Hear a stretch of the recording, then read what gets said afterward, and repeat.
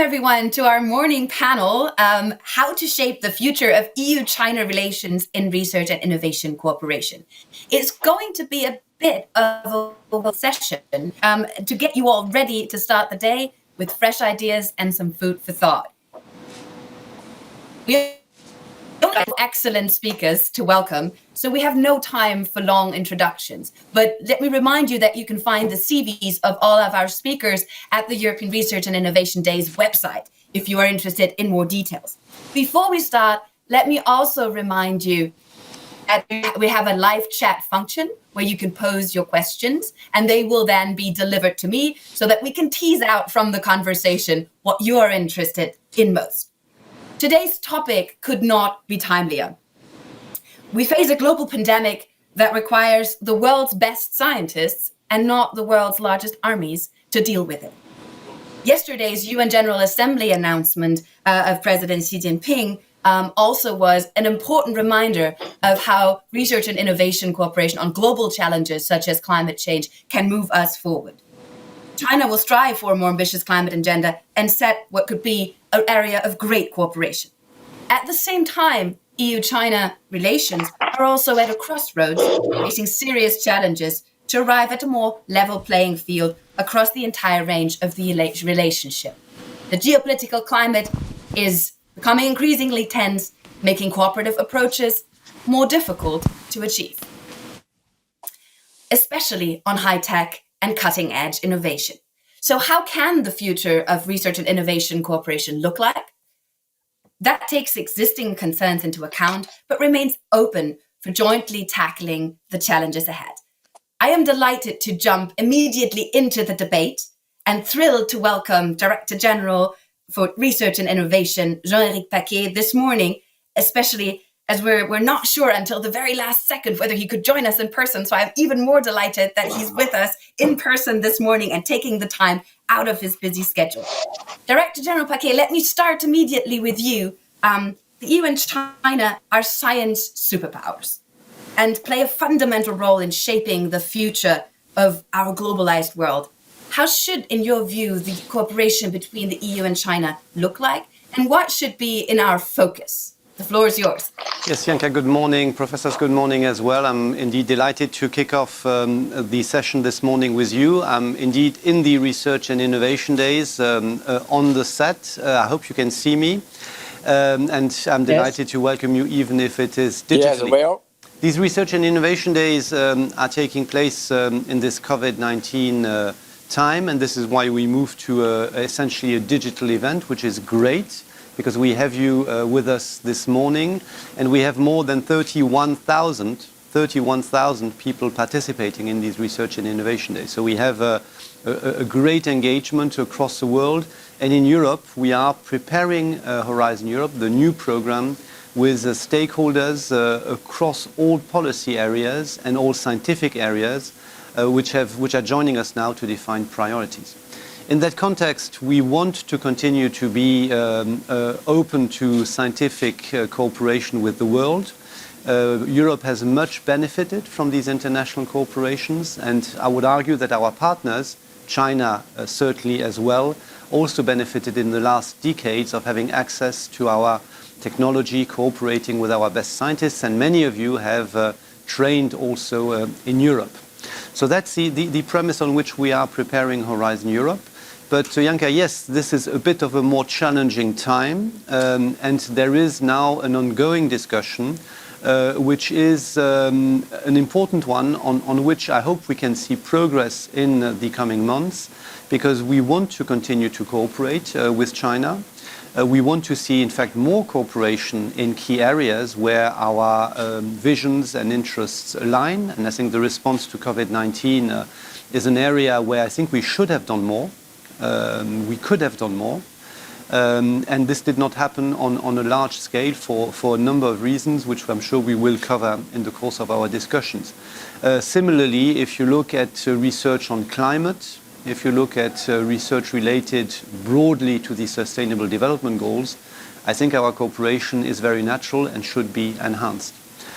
Now, at the same time, we also increasingly see that the relationship is perceived, and I think rightly on the European side, as unbalanced. There is really essentially full access to Europe, but very cumbersome and sometimes even formally limited access to resources on the Chinese side. So that's a discussion which is now ongoing, which I think is a normal discussion between partners.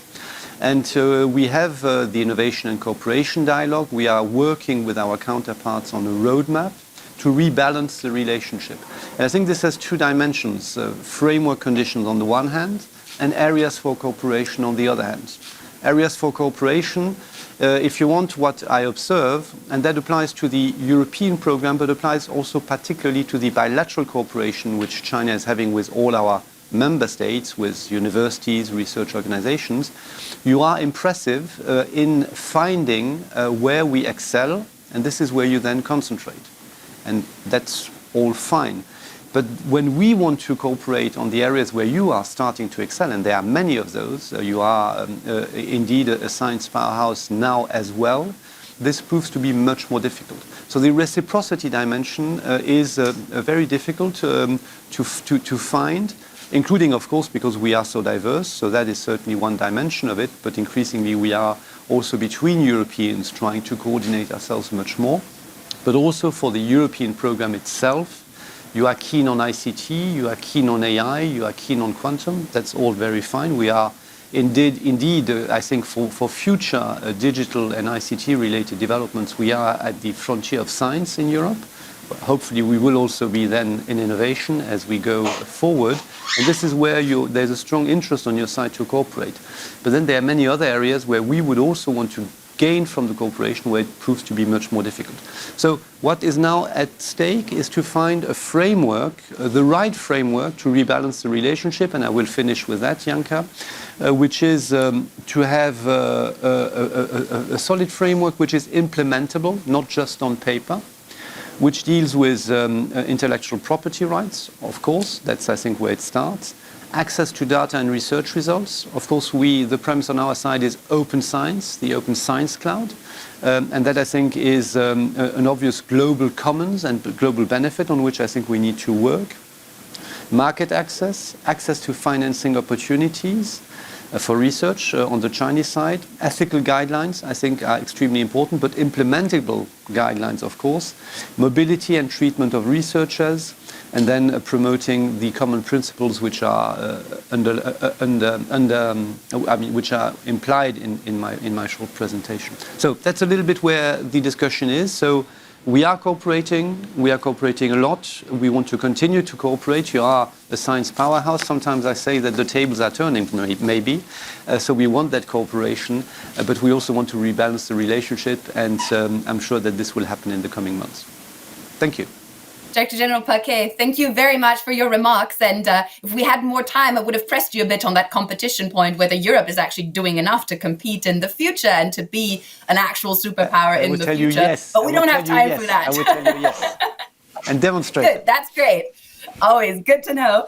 Thank you very much. And let me remind you that there is a Q&A function in the chat. You can ask your questions, and we will present them to the speakers later on in the discussion. But I would now like to turn to Professor Gu from the Chinese Academy of Sciences. Professor Gu, based on what you just heard from Director General Paquet, hello, you have worked with scientists from all over the world and in your research in the past. And we have heard Director General Paquet talk about the climate of cooperation and the climate of collaboration that is necessary. How do you think this climate can be preserved, and how can it be? How can reciprocity, the reciprocity that Director General Paquet was talking about, how can that be enhanced in the areas that China is really good at in terms of science and research?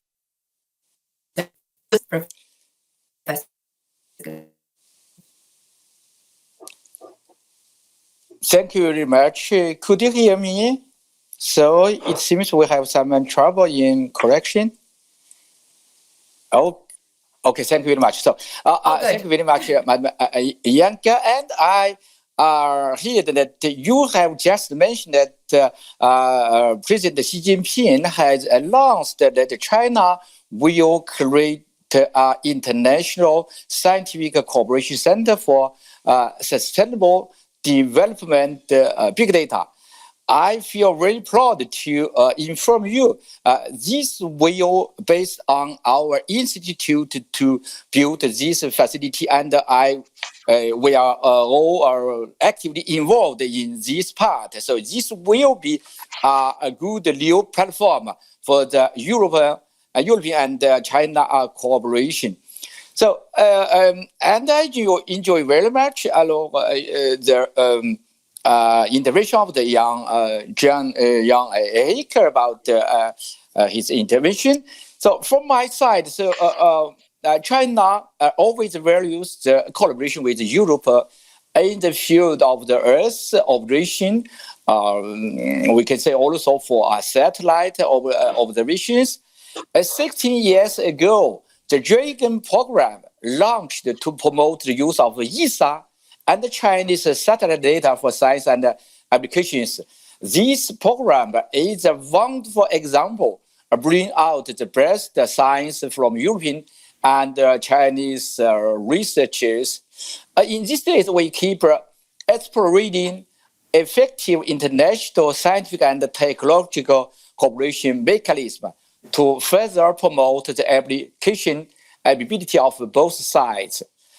For myself, I have lived in Europe for many years, and I have passed also many years in China. So I am a European Chinese guy, and the international cooperation for me is essential for my life.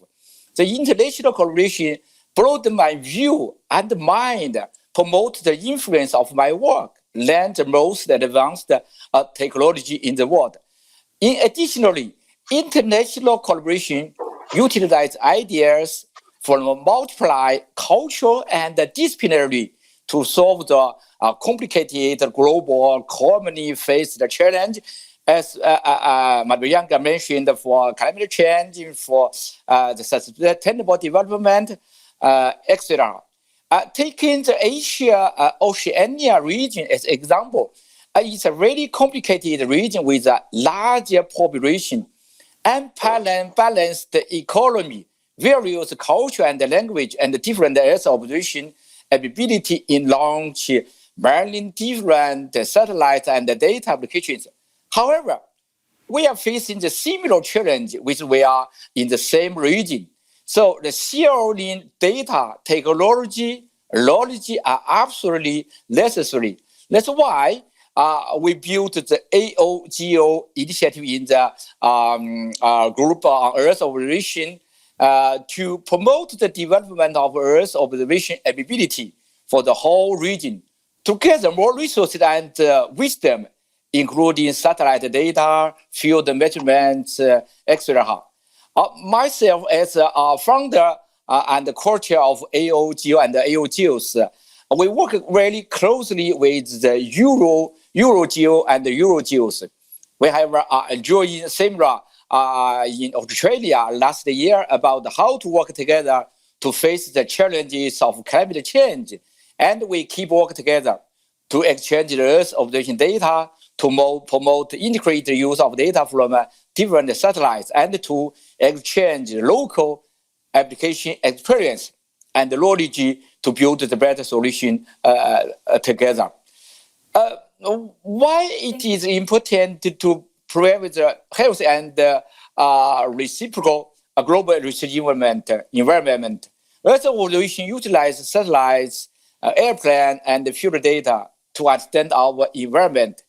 It requires a lot of investment, including infrastructure and manpower.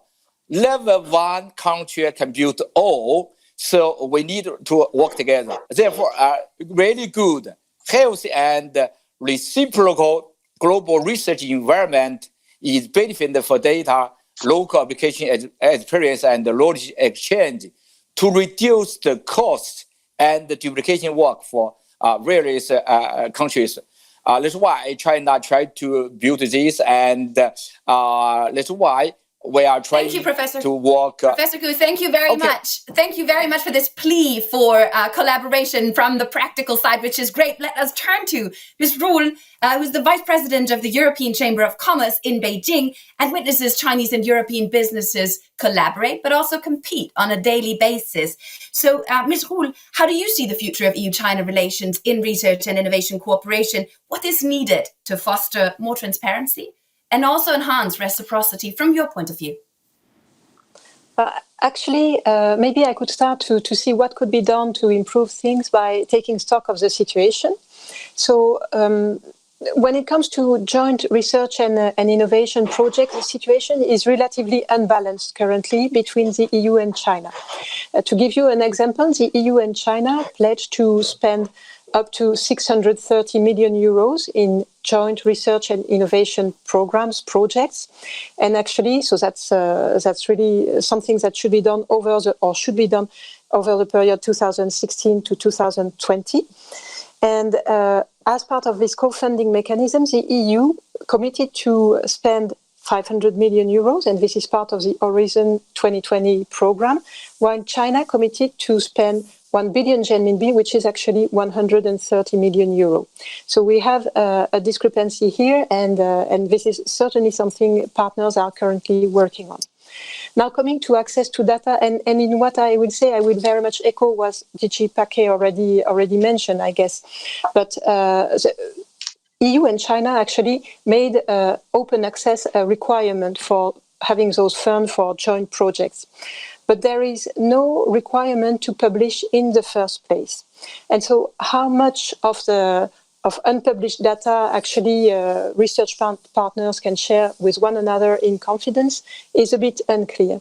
And then because the grants are provided separately by the EU on one side and China on the other side, reporting deadlines differ.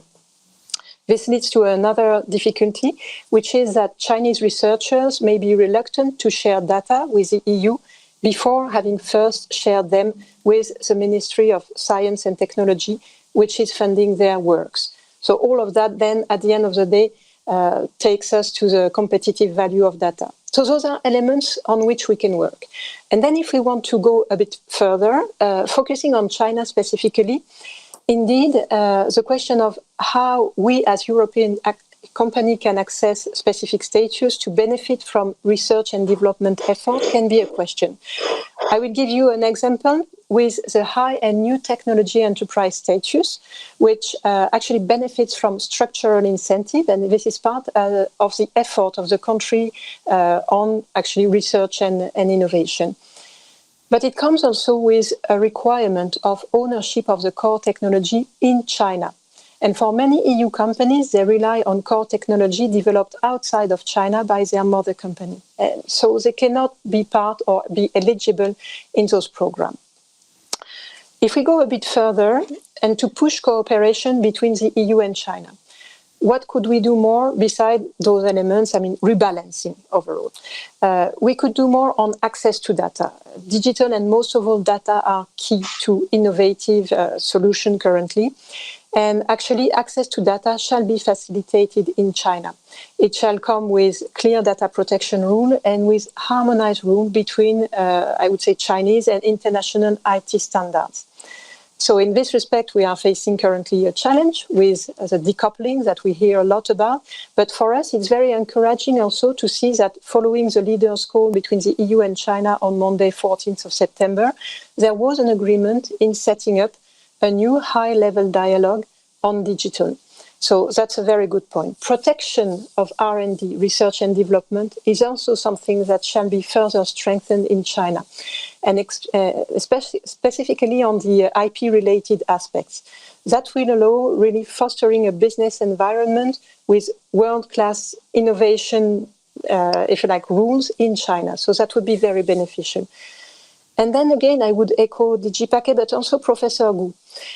It's all about dialogue. It's all about how we can interact with one another. As the EU Chamber, we spotted for a while the difficulty of having researcher exchanges between researchers. And this has been even reinforced with COVID-19 crisis and the difficulty to access China even when you have a valid residence permit.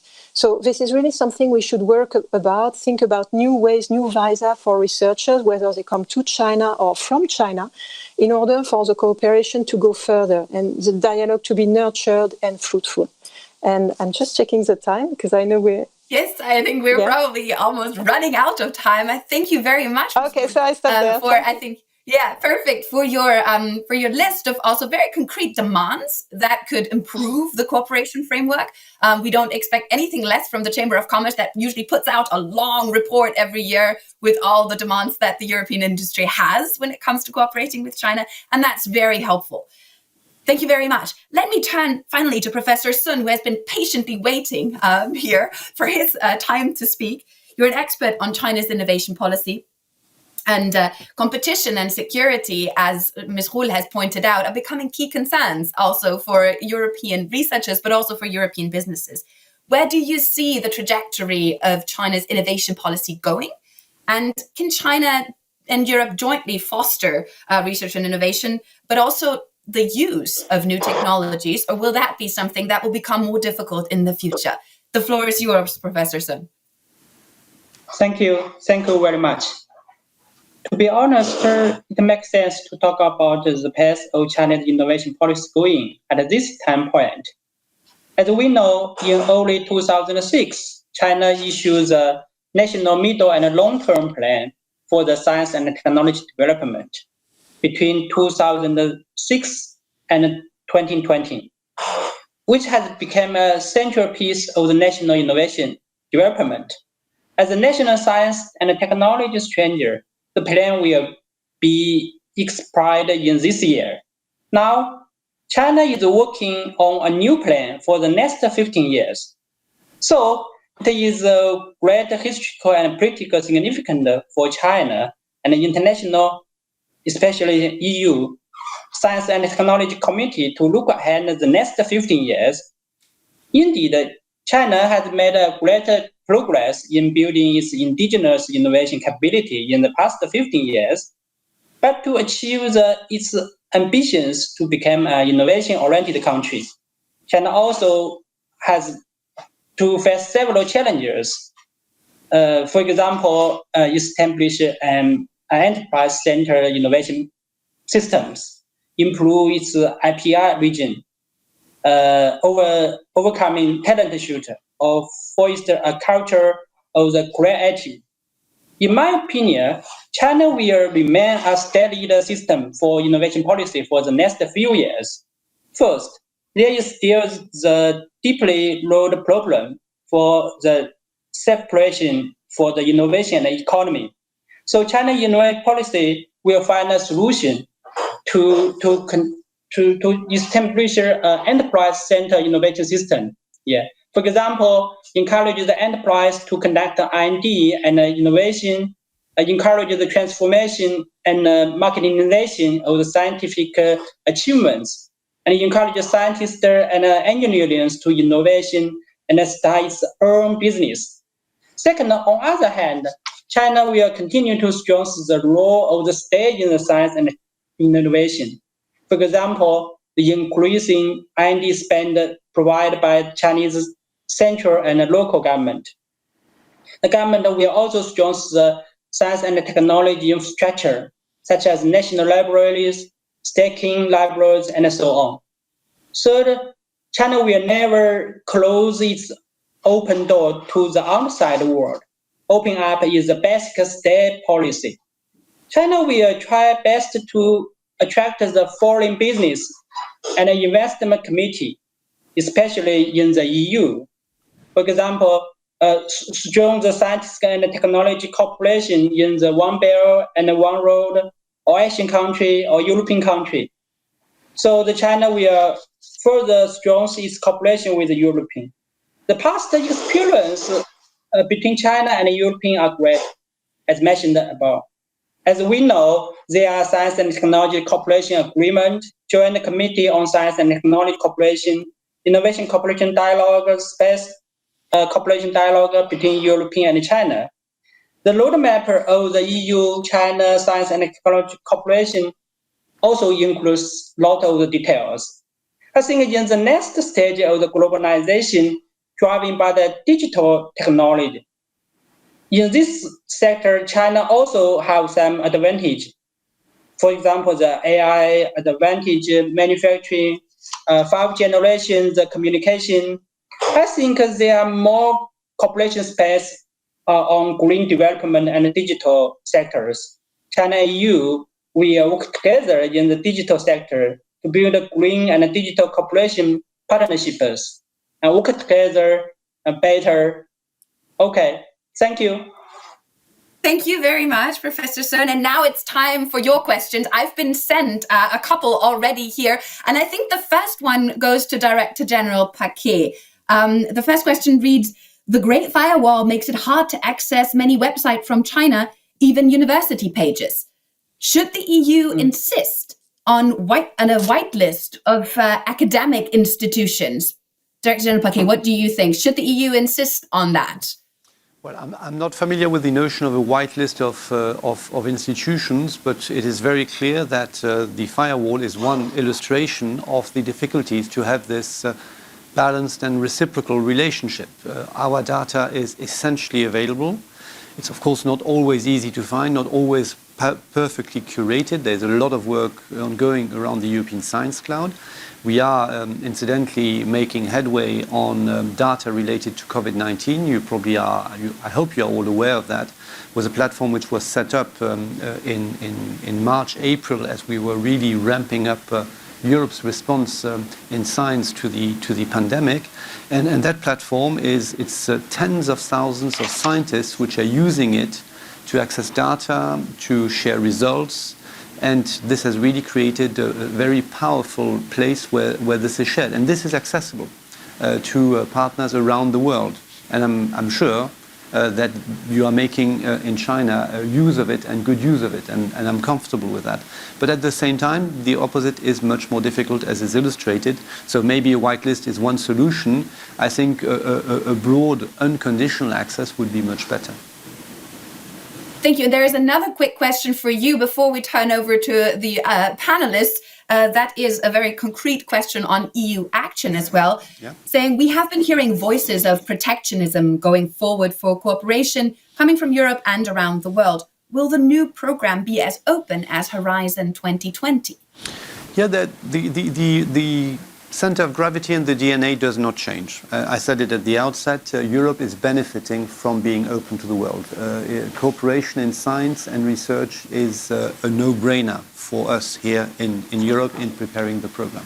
At the same time, the world is deeply changing and we need to revisit the way this is done then in practice, and that's what I said in my initial introduction, rebalancing. From that point of view, indeed, in the Commission proposal, you have a number of instruments which become available to be a bit more specific or nuanced when we open our programs to the world. So the default options is that one. Participants from across the globe can be part of consortia in Europe at their own cost in many cases, sometimes with co-funding mechanisms, sometimes funded directly by the program. So that is the default option, but at the same time it will also be possible, and I expect we will make use of it a bit more than in the past, to be specific and possibly also exclude some companies or countries from participation, notably for security reasons. So Europe will remain open, but slightly more careful. Wow. I would like to turn it over to Ms. Roule for a quick question on kind of building on what Director General Paquet just said.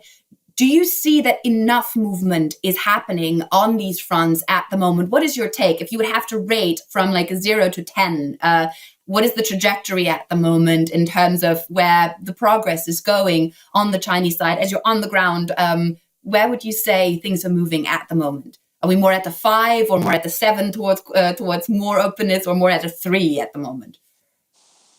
It's a difficult question to answer in the sense that we see generally two sides of the story in China. And I refer to our recent position paper. You were mentioning it, Janka. And that's really the kind of dichotomies we are facing. On one side, we see more openness, and there is a clear willingness to progress with EU partners, and that's very positive, including with a specific Chinese approach to research and development, which in some ways can be very practical.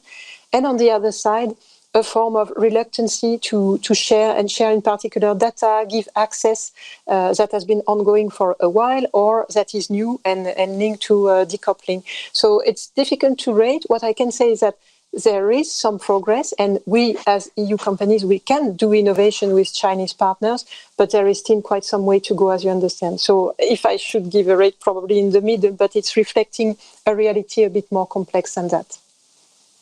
Thank you very much.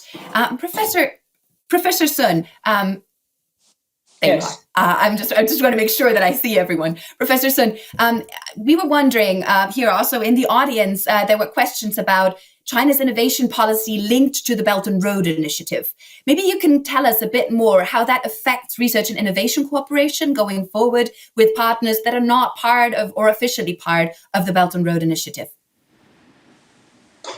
I think the international cooperation is a very important part of China's innovation policy. You can say every plan or the project, they also include in the part of the international operation. Of course, now the relations between China and the US is tension. So I think the cooperation with the European or Asian countries is more important than in China's innovation policies. For example, I'm doing a plan for the local Chinese government in East China. They want to more cooperation with Japan or South Korea and the European countries. In the past time, they want to attract the more American companies invest in the Dalian. Okay. Thank you very much, and maybe Professor Gu, one question to you in terms of basic research and Chinese investments there. There's a lot of investment going into basic research at the moment in China, and how do you see that in terms of international cooperation? Is that an area where we will see a more nationalized development, because basic research is an area where it becomes really critical for development of the country in the future? Or are you confident that the current spirit of collaboration that you have experienced in your career will continue to thrive in the next 5 to 10 years? Thank you very much for your question. Now China is paying very important attention to the basic research. If one field that we need to accelerate more the international cooperation will be the basic researches. So I am happy to see that in the Ministry of Science and Technology, not only the basic research open to Chinese scientists, but also has launched international program for the basic researches. And we are trying also to give more donation to the international organization for this kind of researches. So I feel really China is open, and research, basic research will be the one important platform for our international cooperation, especially between Europe and China. Thank you very much. Thank you very much. And before I turn it back to all of our speakers in reverse order for their final thoughts on the issue, because we only have 12 minutes left and I've been given a very European strict schedule here to abide by, I would just like to say that I think it is interesting to see all the different nuances in the conversation at the moment, and the general spirit and the willingness, but also the critical tones that are coming out in the conversation. I would turn the floor to Professor Sun for his kind of final remarks on where he sees developments going, and maybe also if you have 1 or 2 recommendations, concrete policy recommendations that you say could enhance the collaboration in the future. Okay. I think, as we know now, the globalization is not going well. the prediction is running. China and relations, U.S. relations are tensions. It's all the more important to strengthen the international cooperation between the China and the EU, I think, especially in the scientific and technology innovation. And also some emerging sectors, just like the digital technology and digital economies. So I think the promote the development of the globalization is more important for the international cooperation. If we all only work on the one country, or we just living in the closed world, is not very good. So just as mentioned, the Go China, from China, for China, or Go EU, for EU, or in EU. Okay, that's all. Thank you. Thank you very much. And Ms. Ruhl, your take on policy recommendations, what has to be done, and where can we move forward in the current situation? And what is maybe particularly European about what we need to do? Well, I couldn't concur more with what has been said. First, we need to nurture the dialogue. We need international cooperation, and we should do all we can do to strengthen this. This means that we need to be able to be fast in our decision-making process, so that might be something to consider on both sides for sure. The other point is that we really need also to commit on what matters. Research shall not be disconnected to the challenges our world is facing, and I'm thinking notably about the fight against climate change. So we have there again quite some interesting joint commitment from both the EU and China together, and I think we should leverage on this to push further research and development on topics that matter now.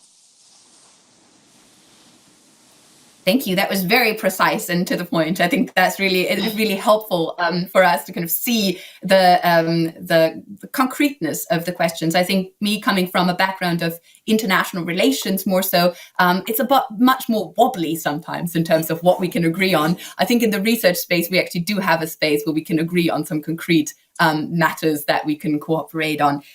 Professor Gu, what do you think, from your perspective? What are the policy recommendations that we could come out with, and where are the areas to move forward most? Okay, thank you very much. So I think we need to be really clear and recognize that the internationalization, globalization is a tendency we cannot inverse. And to face the bigger international and global challenge, we need to work together. So I think that between Europe and China, we have a good chance to discuss some close cooperation in the period that Europe is launching the new Horizon program, and China is launching the new 14th 5 years plan, and we are the common issue that we are interested about climate change, about sustainable development, and so we can do a lot of things for that, and don't just stay at the table, as Charlotte said. That we need to put in practice and in actions. Thank you very much. Thank you very much, Professor Gu. And that leaves us about 5 minutes time for Dr. General Paquet to kind of close us off. And with his takeaways from the conversation, maybe also give us a little bit of food for thought on that appeal for action, how we can actually make that happen now. Because I think rebalancing the relationship is a really good desire. But how do we do it under the current circumstances? How does it work out? That's a very good point, Janka. Thank you very much. And thanks to Professor Gu, Professor Sun, and Charlotte Ruhl. This was really, for me, extremely interesting. I'm not on a daily basis interacting with Chinese interlocutors, so for me, this was very precious. Janka, to reply to your question, I think the first thing I would say is that there's a little bit of homework to be done on either side. On the Chinese side, Charlotte insisted rightly on access to data. We discussed the firewall. So obviously a number of obstacles or constraints are not specifically linked to research and innovation. They are much broader. but I think we also need to continue to work on specific solutions in research and innovation. And I think an open science cloud would certainly be one way forward, as would be support on the Chinese side on an open access policy, in particular in terms of publication. You know that on the European side we are now moving towards promoting open access to publications from day one. And hopefully this will generate deep changes, and it is already generating deep changes in the way science is being published. So these are two practical examples where China, I think, could certainly, on its side, do more to facilitate the cooperation. Then on the European side, I think there are certainly a number of aspects on which we need to ramp up. The first one, I hinted at it, is we need a more collective approach. I think member states on the one hand, but also research organizations in Europe, universities, research technology organizations, they need to have a framework, and we are working on it, as I think you probably all know, of common principles which could help them have a better framework under which they then engage. And again, linked to security, IPR, the elements which I mentioned earlier on for the overall relationship, this is extremely relevant for actors as well. They are today really struggling against the broader background of the relationship between the EU and China. They want to cooperate as Europe wants to cooperate with China. They need a framework for that, and this is now being developed in co-creation across Europe, and I hope will be available and active in the coming months. So don't see that as a wall being built up. It's not. On the contrary, it's a framework which then allows to engage on a much more robust and better basis. So that's one element of the homework to be done on our side. The second one, I think, is very mundane but very important. I think we are always a bit unhappy about the uneven mobility of researchers. You are coming to Europe in great numbers, and you are bringing a lot of knowledge. You take, of course, a lot as well. But our researchers don't go to China in the same numbers. And I think that's really homework for us also. Maybe languages, maybe opening up more in our universities a perspective to work with Chinese partners, and then incite our young researchers to take that step. So that's I think two key points. And then thirdly, what Europe also needs is to understand and know China better. I mean, I don't know how you do that in China, but you really know us very well, and that's of course quite amazing, and is really a token of your interest and of your strategic foresight, I think too. We don't. Janka, you are very knowledgeable, certainly, and there are a number of scholars in Europe which are, but not many and not enough. So we don't understand you enough. So I think we need to invest in that as well. So these would be three elements of homework on our side. And I finish by underlining what I said at the outset. We are discussing all this now also at institutional level. It's a discussion which is, of course, quite an intense one, as you can imagine, and you are involved in it to an extent. And this joint roadmap for future research and innovation cooperation is absolutely essential. We need it to move into the next cycle. The Chinese new research program and Horizon Europe will require it. And so I very much hope that we can see progress in the coming weeks and months. Voilà. Thank you. Thank you very much, Director General Paquet. I promised you a bit of a whirlwind morning, and I think that's exactly what it was. It was a tour de force through the research and innovation cooperation with China. And I hope we were able to distill some of the key challenges and some concrete steps of what can be done. We all know, I think, that the path will be slightly bumpy and that it will not be easy, but we need to remain engaged. I think what Director General Paquet was referring to at the end, a framework for trust also, is exactly what is needed at the moment. What I can definitely take away is that 45 minutes is certainly not enough to discuss these topics at the length that we need them. But I hope that we can continue this dialogue in the future. Thank you all for joining us out there and listening to our conversations early in the morning. And a huge thanks to all of our speakers, Professor Gu, Professor Sun, Charlotte Rohl, and Director General Paquet, for taking the time out of their busy schedules and being with us this morning. And a huge thanks to the organizers of the European Research and Innovation Days for making all of this possible. Have a wonderful day, all of you, and I hope to see you soon. Bye-bye. Thank you very much. Thank you very much. Bye-bye. Thank you. Bye-bye. Thank you. Bye-bye.